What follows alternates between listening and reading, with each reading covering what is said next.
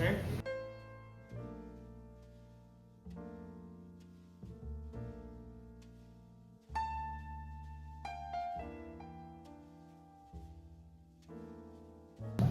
So, good morning everyone. Today's meeting is on about selecting the new health insurance program. But first, let us start with the roll call. If you may, Mr. Caligan. Let us start with our HR, Mr. Omis. Present. For finance, Mr. Razonable and Mr. Castellano. Present. Lastly, for the employee and representatives, Mr. Legaspino and Mr. Bacalares. That is all for the roll call. We can now move this meeting forward to our agendas. Hearing no concerns, I second the motion. Thank you, Mr. Caligan. Looks like everybody is present. So now I will give the floor to HR to present today's agenda. Yes, sir. Based on our recent employee survey, the main concerns are limited hospital coverage, high out-of-pocket expenses, and lack of mental health support. Employees also expressed the need for better coverage for dependents. We've shortlisted 3 insurance providers.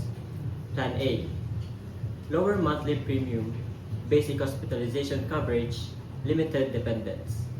Plan B, moderate premium, broader hospital network, includes mental health services. Plan C, higher premium, comprehensive coverage including dental, optical, and full dependent coverage.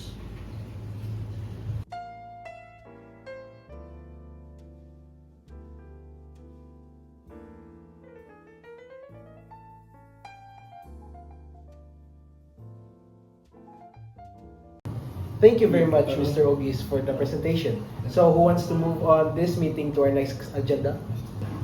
I second the motion. Thank you, Mr. Bacalares. Now, the room is open for questions and opinions. So, may I first hear from the Finance Committee? From a financial standpoint, Plan A is the least expensive and will increase our annual budget by only 5%. Plan B will increase costs by 12%. Plan C by nearly 20%. However, we should also consider long-term costs. If employees are healthier and less financially stressed, absenteeism may decrease, which can offset higher premiums. Actually, a very good standpoint from our Finance Committee. So, how about we hear from the employee representatives? Thank you, sir.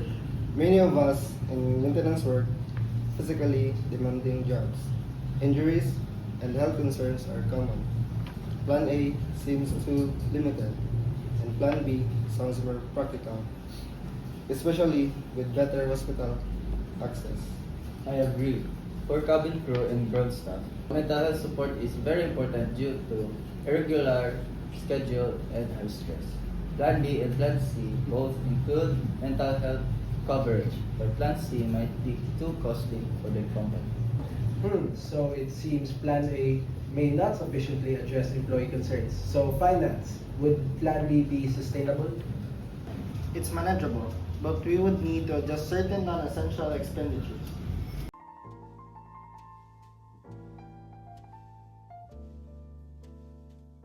It appears Plan B offers a balanced approach, improved coverage without excessively straining the budget. So, employee representatives, would Plan B satisfy most concerns? Yes, sir. It addresses the main issues. I believe employees will appreciate the mental health inclusion with broader coverage. So, Finance, are we aligned with that? Yes, sir. yes, sir. Very well. We will proceed with Plan B, pending successful negotiation with the providers. HR will coordinate with Finance to finalize the terms and prepare communication for employees. Thank you everyone for your valuable input.